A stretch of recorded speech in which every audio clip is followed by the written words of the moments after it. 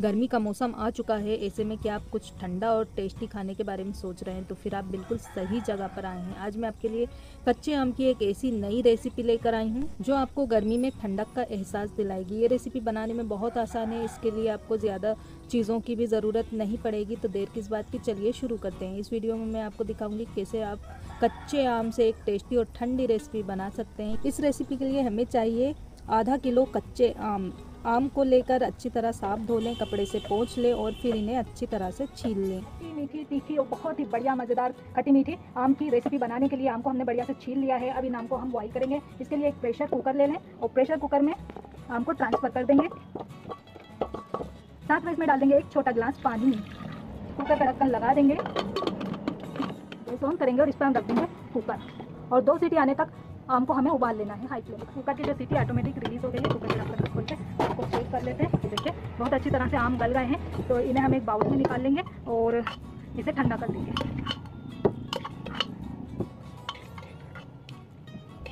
और इन्हें कर लेते हैं ठंडा। आम है हमारे ठंडे हो गए हैं बढ़िया तरीके से और इन्हें हम हाथों से मसल लेंगे। ये देखिए इस तरह से, और इसका जो गूदा है निकाल लेंगे। देखकर आपको लग रहा है ना बढ़िया से कि ये कुछ पन्ने वगैरह की कोई रेसिपी बन रही है। जी नहीं फैमिली, ये पन्ने वगैरह की रेसिपी नहीं है, ये आम की अलग से ही मैं रेसिपी बना रही हूँ। तरीका थोड़ा सा सेम है। ये देखिए, और इसकी गुठलियाँ हटाते जाएंगे। बहुत ही अच्छी तरह से जो है आम सॉफ्ट हो चले हैं। बढ़िया सा गूदा इसका हमने निकाल लिया है और ये जो गुठलियाँ हैं इन्हें हटा देना है और ये पल्प को ले लेना है। हम डाल देंगे मसाले। तो यहाँ पर मैं ले रही हूँ भुना जीरा पाउडर आधा चाय का चम्मच। सभी चीज़ें हम चाय के चम्मच से डालेंगे। पुदीना का पाउडर 1 चाय का चमचा। सूखी पुदीने की पत्ती को बारीक पीस लें और डाल दें। पुदीने से इसका बहुत अच्छा टेस्ट आएगा। काली मिर्च का पाउडर 1 चाय का चम्मच। काला नमक 2 चुटकी के करीब। इसमें हम डाल देंगे 2 चाय के चमचे अरारोट का पाउडर। अब आप कहेंगे अरारोट पाउडर नहीं है तो क्या किया जाए, इसका ऑप्शन क्या है? तो इसकी जगह पर आप मक्का कॉर्न फ्लोर स्टार्च डाल सकते हैं या पोटैटो स्टार्च ले सकते हैं। इन सब चीज़ों को हम कर बढ़िया से मिक्स। अब इसमें हम ऐड करेंगे चीनी। 1 कटोरी भरकर डाल देंगे पूरी। चीनी डाल करके इसे हम अच्छी तरह से मिक्स कर लेंगे बढ़िया से। ये देखिए ये हो गई है मिक्स बढ़िया। अब आगे क्या करना है, गौर से ध्यान से देखिएगा। आगे का प्रोसेस बताती हूँ। गैस ऑन करें, एक नॉन स्टिक भारी तले वाली कढ़ाई रख दें और अब इसमें हम डाल देंगे आम का पल्प। जो हमने शक्कर और मसाले डालकर बनाई है, ये पूरी प्यूरी इसमें डाल देंगे और फ्लेम को मैंने अभी कम रखा हुआ है। अब इसको हम थोड़ा सा बढ़ाएंगे ताकि आम का पल्प और चीनी वगैरह अच्छे से गर्म हो जाए। और ये बीच बीच में छोटे छोटे से टुकड़े दिख रहे हैं, इसे चम्मच से ऐसे मैश कर लें। ये अच्छी तरह से मैश हो जाएंगे क्योंकि आम हमारे उबले हुए हैं। एक बार जब ये अच्छे से गर्म हो जाए तब आंच को धीमा कर दें और इसे कंटिन्यू चलाते हुए इसे हमें गाढ़ा होने तक पकाना है। ये पकते पकते गाढ़ा हो गया है, ये देखिए बढ़िया से। अब इस स्टेज पर इसमें हम थोड़ा सा देसी घी डाल देंगे जिससे इसमें एक शाइनिंग सी आ जाएगी और ये कढ़ाई में चिपकेगा नहीं। अच्छे से मिक्स करते हुए इसे पकाएंगे हम। आँच को बिल्कुल धीमा रखना है, बहुत धीमा, पूरा लो कर दिया है मैंने आँच को। इसे कंटिन्यू चलाएंगे और ये गाढ़ा हो गया है, ये देखिए।